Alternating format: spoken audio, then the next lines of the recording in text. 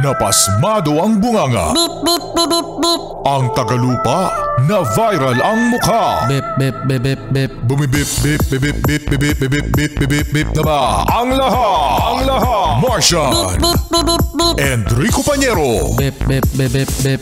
Beep, beep, beep, Bip, bip, bip, bip, bip. Bip, bip, bip, bip, bip. Titilaok!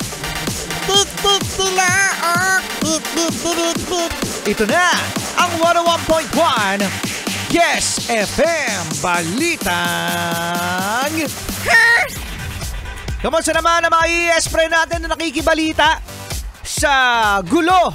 Oo, no? Sa flood control project. Actually mga ES-Pre, kung naiisip nyo na problemado tayo dahil sa mga nangyayari ngayon sa gobyerno dito sa Pilipinas, mga ES-Pre, mas magulo sa kapitbahay nating bansa na Indonesia. Indonesia! Indonesia! Di ganun yun. Di yun.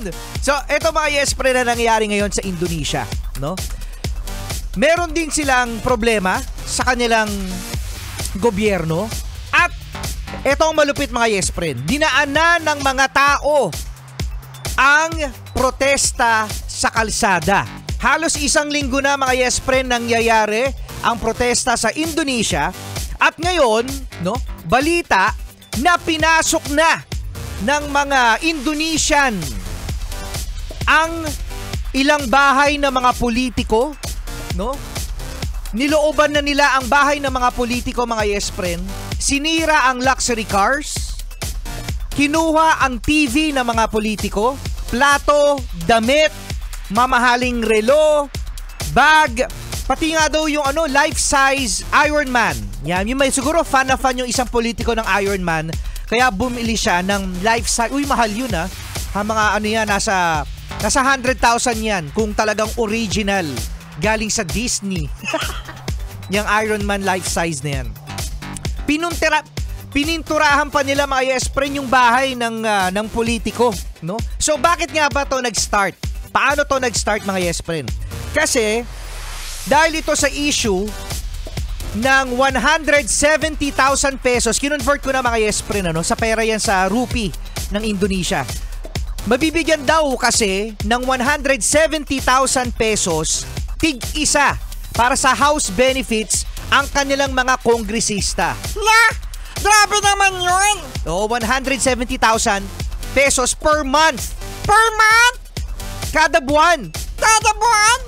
Oo, di hamak mga yes-pre na talagang parang hindi mawari dahil sa hirap din ng buhay ng mga Indonesian, ang mga politiko sa kanila nagkakaroon ng ganito kalaking benefits.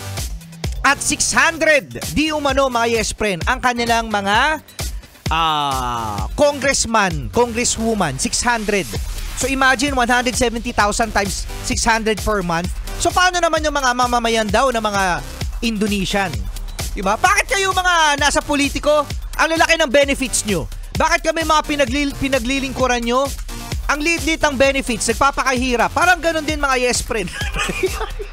Parang ganun din yung nangyayari dito sa Pilipinas na ang mga yumayaman, hindi naman lahat mamaya kasi sasabihin nila, lahat. Hindi naman lahat. Hindi naman lahat. Again mga yes friend, may mga matitino, marami pa ring matitino na mga politiko dito sa Pilipinas. Pero sinasabi nga, di ba, na kapag kayo ay tatakbo sa politika, ano ang pinakaunang gagawin, Martian? Ang gagawin dyan, Rico Pañero, ay ang maglingkod sa bayan, sa mamamayan, sa taong bayan, sa mga taxpayers. Correct. Oo, di ba? Kaya nga yung mga politiko, di ba, mga yes friend, makikita nyo yan. Meron silang mga puso sa kanilang mga posters, sa kanilang mga tarpaulin. Ibig sabihin yan, mahal nila ang kanilang pinaglilingkuran. Kung mahal nila ang kanilang pinaglilingkuran ng mga politiko natin, mga yes friend, dami ko na namang sinasabi. Rico Pañero, dami mo naman sinasabi, may kanta na sa background. May kanta na sa background. Kasi sige, pagbigyan nyo na ako.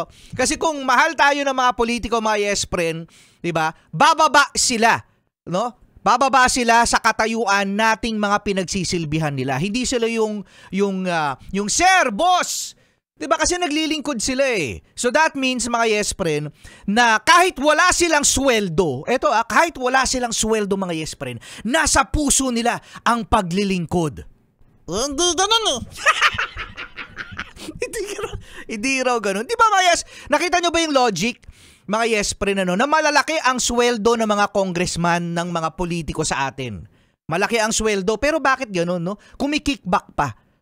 So, again mga yes friend, ang unang objective ng mga yes friend natin, kaya sila tumatakbo sa politika ay dahil magsilbi at hindi para Manguwakot! yun. Dami ko na namang sinasabi.